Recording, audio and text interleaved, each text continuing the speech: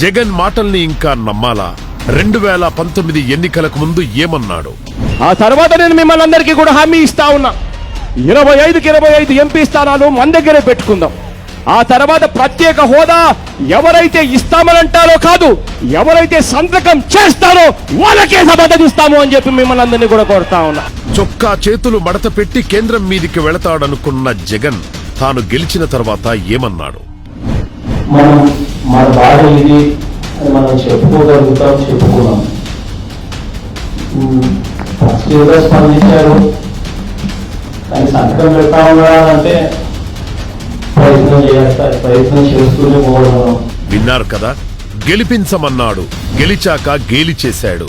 ఇంకా ఈ దగాకోరునే నమ్ముతారా? 2019లో చెప్పినవి చెయ్యనోడు 2024లో చెప్పేవి చేస్తాడా? ఇంకా చాలు జగన్. జరుగు జరుగు జరుగు జగన్, ఖాళీ చేయి కుర్చీ, జనరాజ్యం వస్తున్నది ఎన్నికల్లో గెలిచి.